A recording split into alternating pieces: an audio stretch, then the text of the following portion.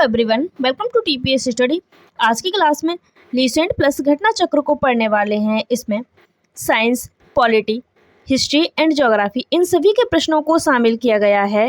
ये प्रश्न आपके लिए अति महत्वपूर्ण होने वाले हैं, तो वीडियो में लास्ट तक बने रहें। चलिए देखते हैं। सबसे पहले हम साइंस के प्रश्नों को पढ़ेंगे। पहला प्रश्न है, जीव विज्ञान का पिता तथा जंतु विज्ञान का जनक कहा जाता है, तो अरस्तु को कहा जाता है। अगला प्रश्न है, वनस्पति विज्ञान का जनक माना जाता है। वनस्पति विज्ञान का जनक माना जाता है थियोफेस्टस को। अगला प्रश्न है, चिकित्सा विज्ञान का जनक किसे माना जाता है? चिकित्सा विज्ञान का जनक जो है हिप्पोक्रेटस को माना जाता है। अगला प्रश्न है, जीव विज्ञान शब्द का प्रयोग सर्वप्रथम किसने किया था? जो जीव विज्ञान शब्द है इसका प्रयोग सबसे पहले किया था लेमार्क एवं ट्रिविनेरस ने। कब किया था? तो 1801 में किया था। जो लेमार्क थे वह फ्रांस के रहने वाले थे और जो ट्रिविनेरस थे यह आपके जर्मनी के रहने वाले थे। अगला प्रश्न है, कोशिका की खोज किसने की थी? कोशिका की खोज की थी रॉबर्ट हुक ने। कब की थी? तो यह 1665 ईस्वी में की थी। अगला प्रश्न है, कोशिका सिद्धांत का प्रतिपादन किसने किया था? कोशिका सिद्धांत का प्रतिपादन जो है स्लाइडन एवं स्वान ने किया था। अगला प्रश्न है, मनुष्य के शरीर में सबसे बड़ी कोशिका है? तो मनुष्य के शरीर की सबसे बड़ी कोशिका है तंत्रिका कोशिका। अगला प्रश्न है, शरीर का सबसे बड़ा अंग होता है? शरीर का सबसे बड़ा अंग होता है त्वचा। अगला प्रश्न है, क्रोमोसोम का नामकरण किसने किया था? तो क्रोमोसोम का नामकरण किया था वाल्डेयर ने। अगला प्रश्न है, आत्महत्या की थैली किसे कहा जाता है? आत्महत्या की थैली कहा जाता है लाइसोम को। इसकी खोज किसने की थी? तो इसकी खोज की थी डी दुवे ने। अगला प्रश्न है, आरएनए का मुख्य कार्य क्या होता है? आरएनए का मुख्य कार्य होता है प्रोटीन का संश्लेषण करना। अगला प्रश्न है, कोशिका का पावर हाउस कहा जाता है? कोशिका का पावर हाउस कहा जाता है माइटोकांड्रिया को। अगला प्रश्न है, कोशिका का ईंधन कहा जाता है? कोशिका का ईंधन जो है वह कार्बोहाइड्रेट को कहते हैं। अगला प्रश्न है, प्रोटीन संश्लेषण की क्रिया होती है? तो यह राइबोसोम पर प्रोटीन संश्लेषण की क्रिया होती है। अगला प्रश्न है, केंद्रक की खोज किसने की थी? तो न्यूक्लियस की खोज की थी रॉबर्ट ब्राउन ने। अगला प्रश्न है, डीएनए का डबल हेलिक्स मॉडल का को बनाया था? तो डीएनए का जो डबल हेलिक्स मॉडल है यह बनाया था वाटसन एवं क्रिक ने। कब बनाया था? तो यह दिया था 1953 ईस्वी में। अगला प्रश्न है, क्रोमोसोम या फिर गुणसूत्र बना होता है? जो गुणसूत्र होते हैं वह डीएनए एवं प्रोटीन के बने होते हैं। अगला प्रश्न है, मनुष्य में क्रोमोसोम पाए जाते हैं? तो मनुष्य में क्रोमोसोम जो है वह 46 पाए जाते हैं। कितने? 30 जोड़े पाए जाते हैं।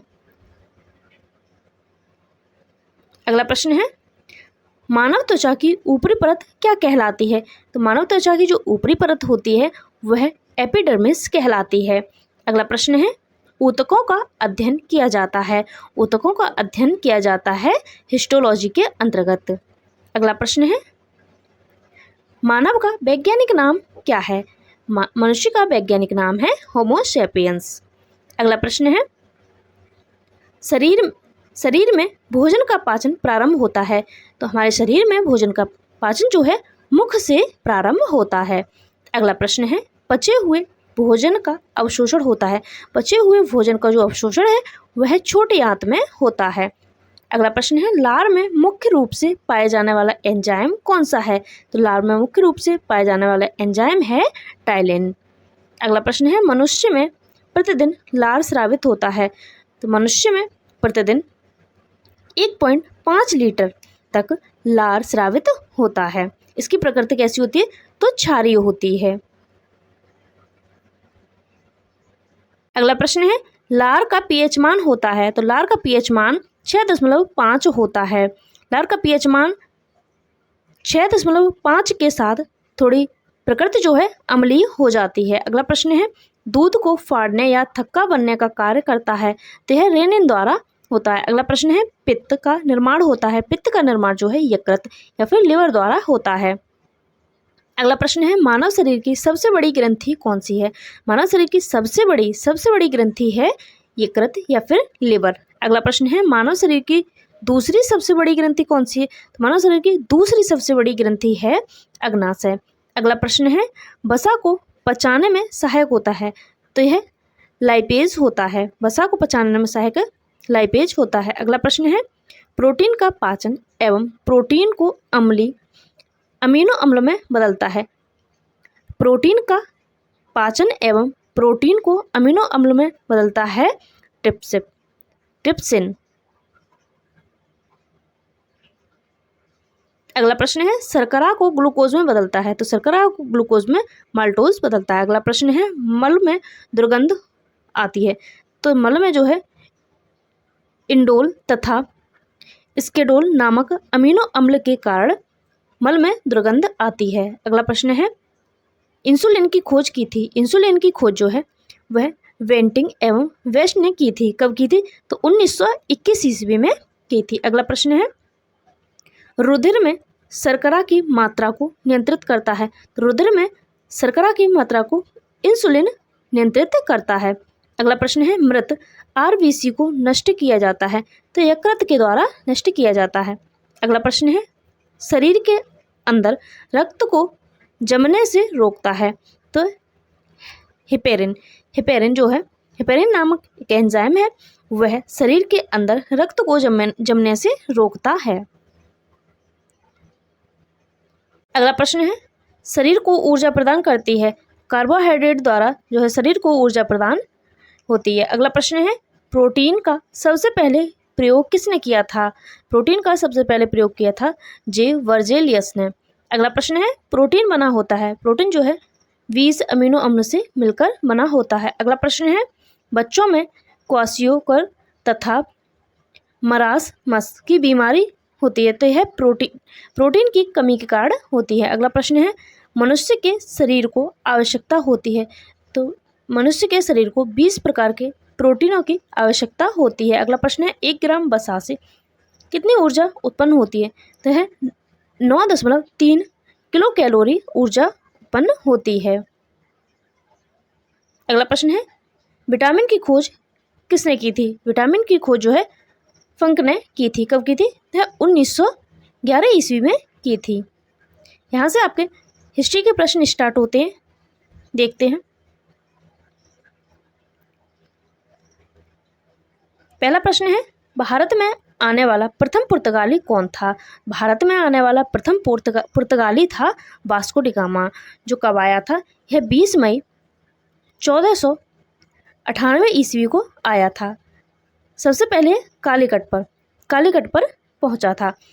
वास्को डी गामा दूसरी बार भारत कब आया? वास्को डी गामा था वह दूसरी बार भारत आया था 1502 ईस्वी में। अगला प्रश्न है वास्को डी गामा को भारत पहुंचने पर उसका स्वागत किसने किया था?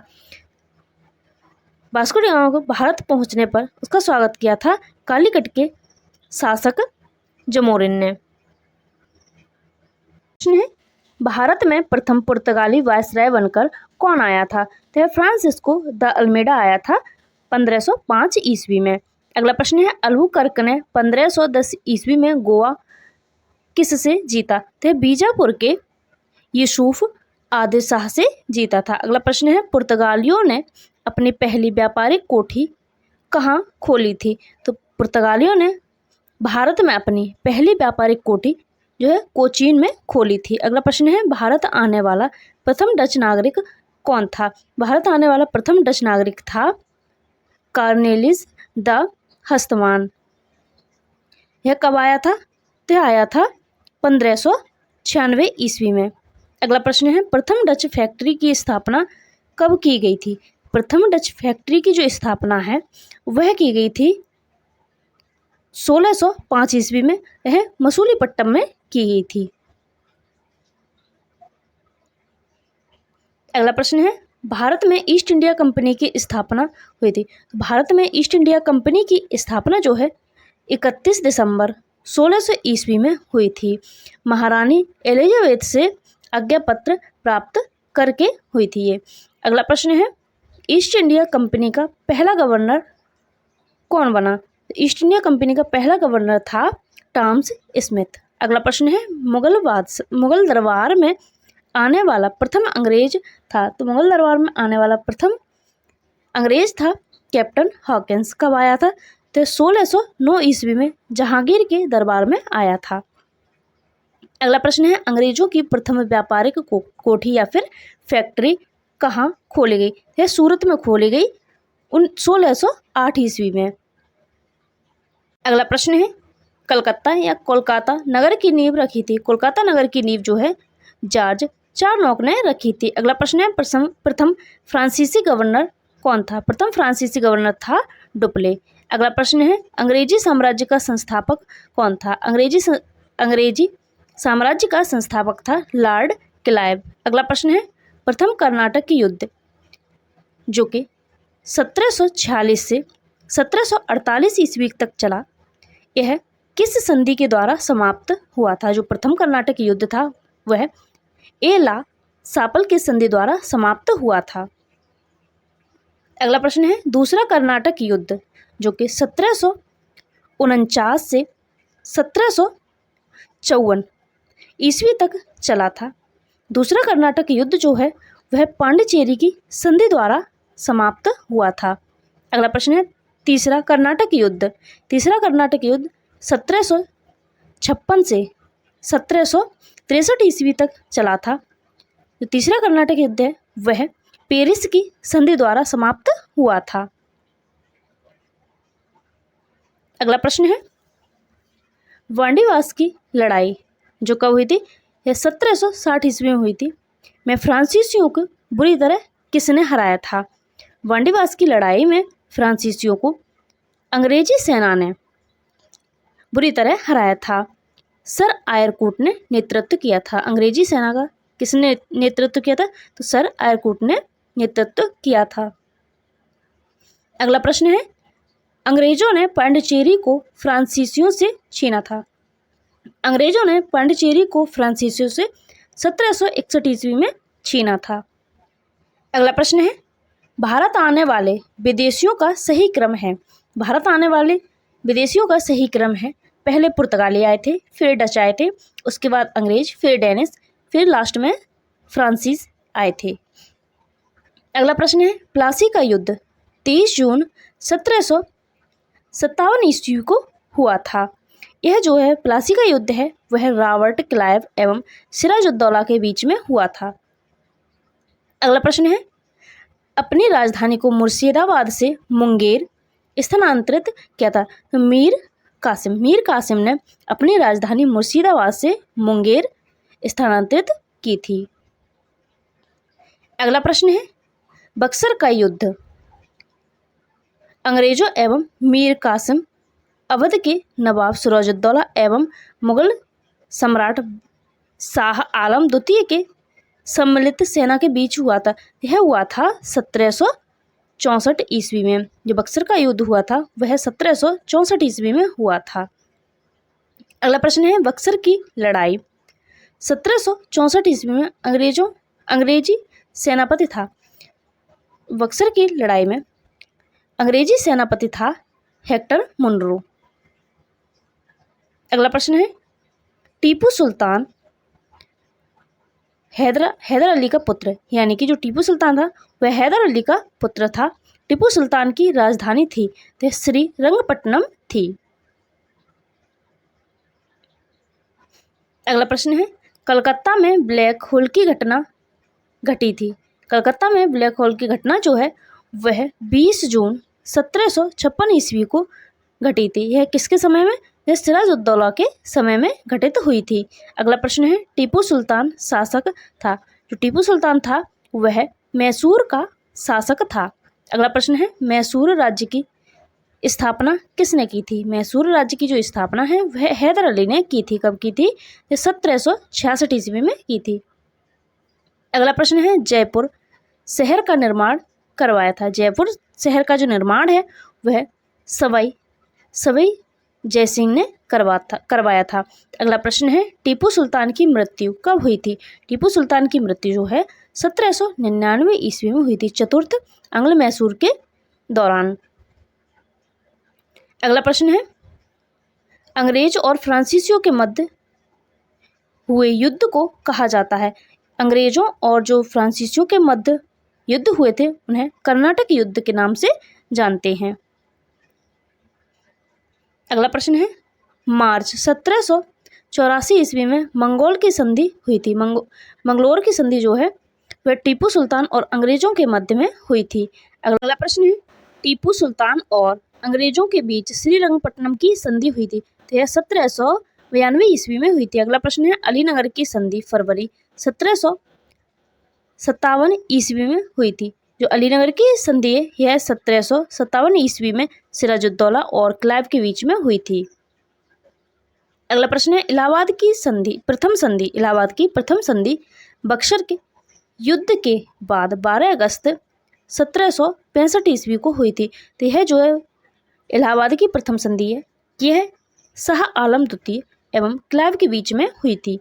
अगला प्रश्न है, इलाहाबाद की दूसरी संधि 16 अगस्त 1765 ईस्वी में हुई थी। जो इलाहाबाद की दूसरी संधि है यह अवध के नवाब सिराजुद्दौला और क्लाइव के बीच में हुई थी। अगला प्रश्न है, भारत आने वाला प्रथम ब्रिटिश नागरिक कौन था? तो भारत में आने वाला प्रथम ब्रिटिश नागरिक था जॉन मिल्डेन हॉल। यहाँ से आपके पॉलिटी के प्रश्न स्टार्ट होते हैं, चलिए देखते हैं।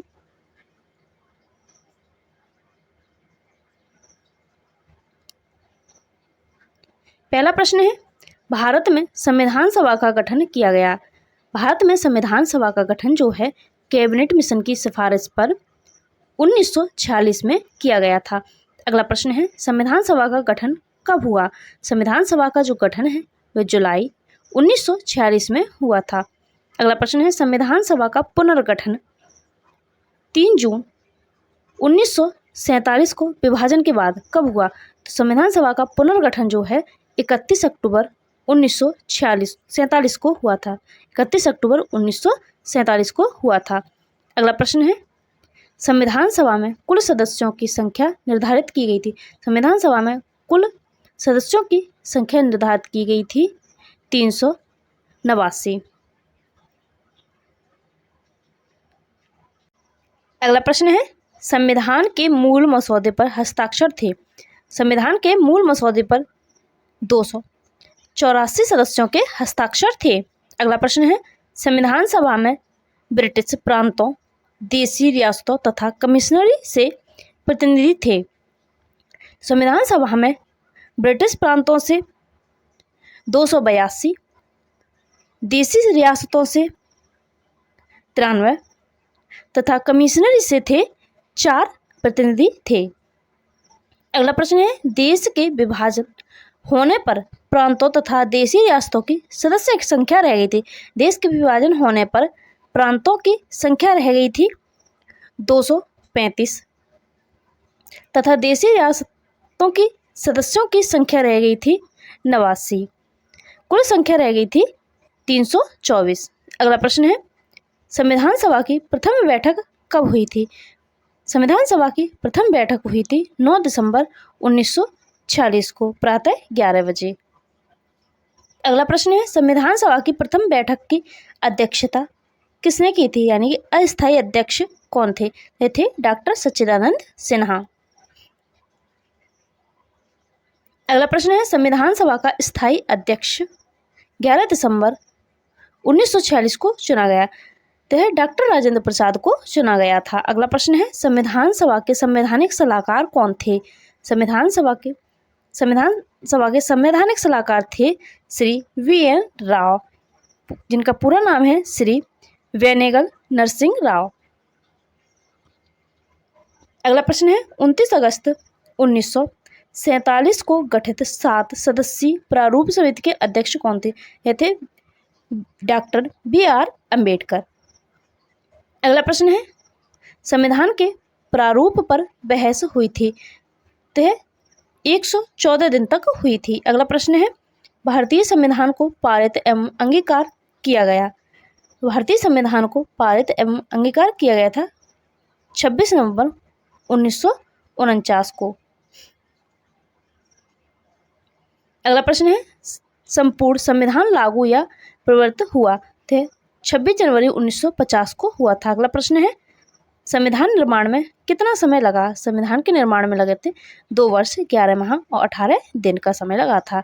अगला प्रश्न है, विश्व में सबसे लंबा लिखित संविधान कौन सा है? तो है भारत का संविधान जो है वह विश्व का सबसे लंबा लिखित संविधान है। अगला प्रश्न है, मूल संविधान में अनुच्छेद, अनुसूचियां तथा भागों की संख्या कितनी थी? मूल संविधान में अनुच्छेद थे 395, अनुसूचियां थी 8 और भाग थे 22। अगला प्रश्न है, वर्तमान में अनुच्छेद तथा अनुसूचियों की संख्या। वर्तमान समय में अनुच्छेद की संख्या है 444 से अधिक, यानी कि 444 से अधिक है, और अनुसूचियों की संख्या है 12। अगला प्रश्न है, अनुच्छेद 1 में भारत को क्या कहा गया है? तो अनुच्छेद 1 में भारत को राज्यों का संघ कहा गया है। अगला प्रश्न है, संघ अर्थात यूनियन शब्द लिया गया है। जो संघ शब्द है यह कनाडा के संविधान से लिया गया है। अगला प्रश्न है, भारतीय संविधान का जनक कहा जाता है। भारतीय संविधान का जनक डॉक्टर भीमराव अंबेडकर को कहा जाता है। अगला प्रश्न है, पाकिस्तान के लिए अलग संविधान सभा का गठन किया गया। यह 3 जून 1947 को किया गया था। अगला प्रश्न है, संविधान की कुंजी कहा जाता है। तो प्रस्तावना को संविधान की कुंजी कहा जाता है। अगला प्रश्न है, पंथ निरपेक्ष, समाजवादी और अखंडता शब्द प्रस्तावना में जोड़े गए थे। तो यह 42वें संविधान संशोधन 1976 द्वारा जोड़े गए थे। अगला प्रश्न है, लघु संविधान कहा जाता है। लघु संविधान जो है 42वें संविधान संशोधन को कहा जाता है। अगला प्रश्न है, भीमराव अंबेडकर ने संविधान की मूलभूत आत्मा कहा है। तो यह संवैधानिक उपचारों को भीमराव अंबेडकर ने संविधान की मूलभूत आत्मा कहा है। अगला प्रश्न है, संविधान की संप्रभुता निहित होती है।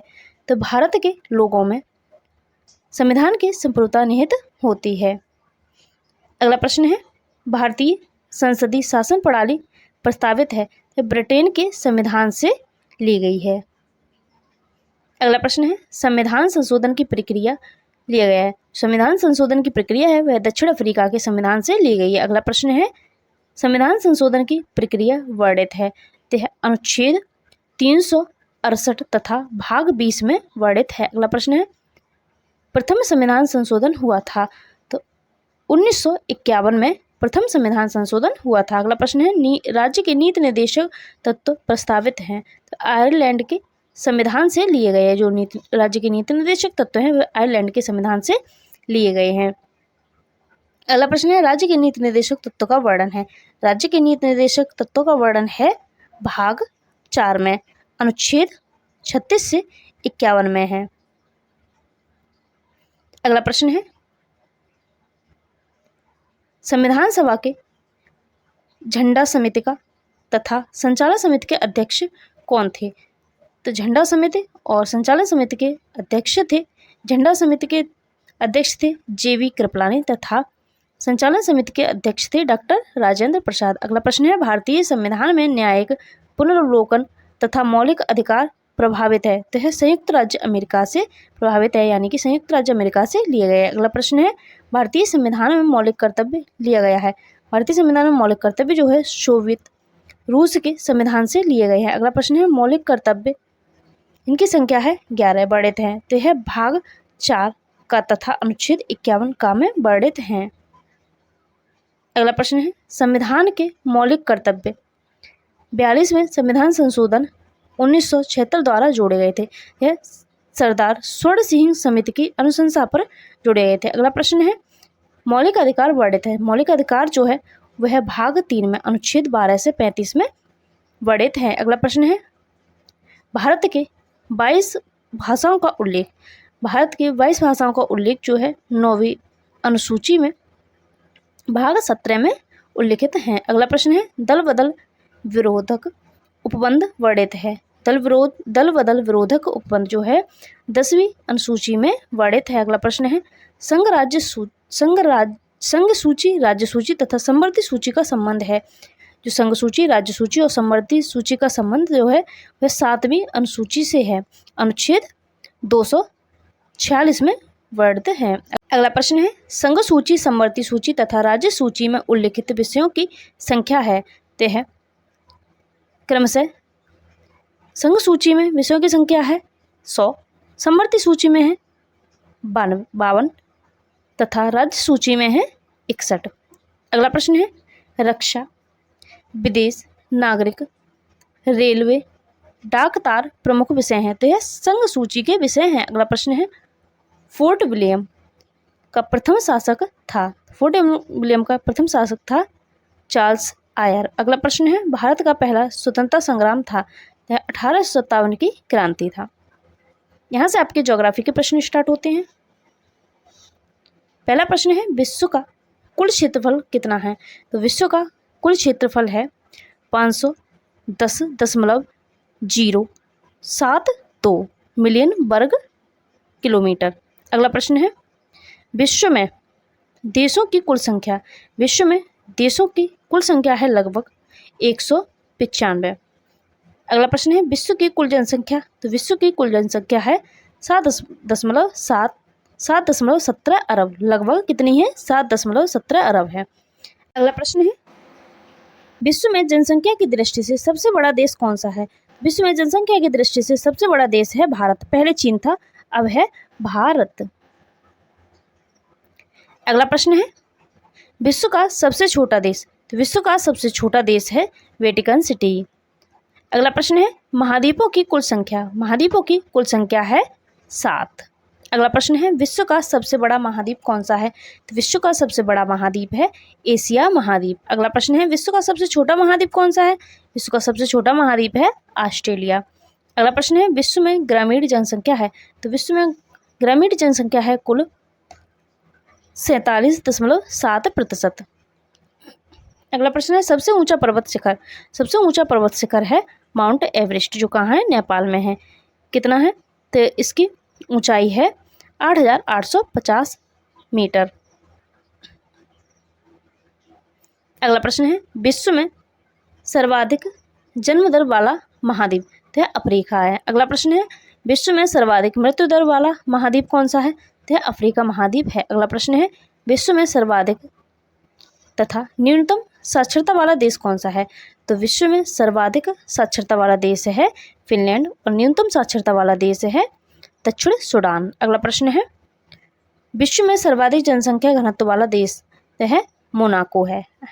अगला प्रश्न है विश्व का सर्वाधिक गरीब देश कौन सा है, तो मध्य अफ्रीकी गणराज्य जो है विश्व का सर्वाधिक गरीब देश है। अगला प्रश्न है विश्व में सर्वाधिक बोली जाने वाली भाषा, तो विश्व में सर्वाधिक बोली जाने वाली भाषा है चीनी, जिसे हम मंदारिन भी कहते हैं। अगला प्रश्न है भारत में सर्वाधिक अमीर देश है, तो कतर जो है विश्व में सर्वाधिक अमीर देश है। अगला प्रश्न है जनसंख्या दृष्टि से विश्व का सबसे छोटा महानगर कौन सा है, तो है चीन का संघाई जो है जनसंख्या की दृष्टि से सबसे छोटा महानगर है। अगला प्रश्न है विश्व का जलीय क्षेत्रफल, विश्व का जलीय क्षेत्रफल जो है 361.132 मिलियन वर्ग किलोमीटर है। अगला प्रश्न है विश्व का स्थलीय क्षेत्रफल कितना है, 148.940 मिलियन वर्ग मीटर है किलोमीटर है। अगला प्रश्न है विश्व का सबसे बड़ा देश क्षेत्रफल में, तो है रूस है। यूरोप कौन से महाद्वीप में, तो है यूरोप महाद्वीप में पड़ता है। अगला प्रश्न है विश्व का सबसे छोटा गणराज्य, विश्व का सबसे छोटा गणराज्य है नॉर्वे। अगला प्रश्न है एशिया महाद्वीप में देशों की कुल संख्या, एशिया महाद्वीप में देशों की कुल संख्या है 45। अगला प्रश्न है विश्व की कुल जनसंख्या का कितना प्रतिशत एशिया में निवास करती है, तो है विश्व की जनसंख्या का कुल 60% एशिया में निवास करती है। अगला प्रश्न है विश्व की छत, विश्व की छत कहा जाता है, तो विश्व की छत जो है पामीर के पठार को कहा जाता है। अगला प्रश्न है एशिया में सर्वाधिक घना रूप में बसा द्वीप है, तो है जावा द्वीप है। अगला प्रश्न है एशिया महाद्वीप में क्षेत्रफल की दृष्टि से सबसे छोटा द्वीप, सबसे छोटा देश है मालदीव। अगला प्रश्न है विश्व का सर्वाधिक मछली पकड़ने वाला देश है चीन है। अगला प्रश्न है विश्व का सर्वाधिक प्राकृतिक रबड़ उत्पादन करने वाला देश कौन सा है? तो है थाईलैंड है। अगला प्रश्न है देश का सर्वाधिक अभ्रक उत्पादन करने वाला देश जो है चीन है। अगला प्रश्न है विश्व का सर्वाधिक चाय उत्पादन करने वाला देश है भारत।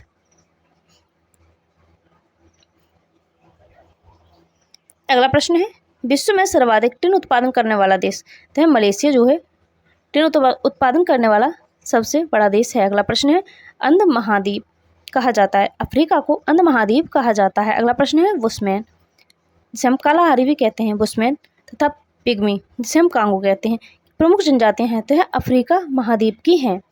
अगला प्रश्न है विश्व का प्रमुख स्वर्ण उत्पादक नगर है, तो है अफ्रीका का जोहान्सबर्ग। अगला प्रश्न है अफ्रीका के उष्ण तथा शीतोष्ण घास के मैदान कहलाते हैं। अफ्रीका के जो उष्ण घास के मैदान है वह सवाना कहलाते हैं और शीतोष्ण घास के मैदान वेल्डर्स कहलाते हैं। अगला प्रश्न है विश्व की सबसे बड़ी हीरे की खान कहाँ है? विश्व की सबसे बड़ी हीरे की खान जो है दक्षिण अफ्रीका के किम्बरले में है। अगला प्रश्न है विश्व में सर्वाधिक कोको उत्पादक देश है, तो अफ्रीका का आइवर कोस्ट है। अगला प्रश्न है उत्तरी अमेरिका की खोज की गई थी, तो कोलंबस द्वारा 1492 में की गई थी। अगला प्रश्न है रेड इंडियन और निग्रो प्रजातियां निवास करती हैं, यह आपके उत्तरी अमेरिका में निवास करते हैं। आज की वीडियो का अंतिम प्रश्न है यूएसए के दक्षिण पूर्व तट पर चलने वाली चक्रवाती हवाएं क्या कहलाती हैं? जो मैक्सिको की खाड़ी पर हवाएं चलती हैं यह आपकी हरिकेन और टॉर्नेडो कहलाती हैं। वीडियो अच्छी लगी तो लाइक करें, चैनल पर नए हैं तो सब्सक्राइब करें। Thank you for watching.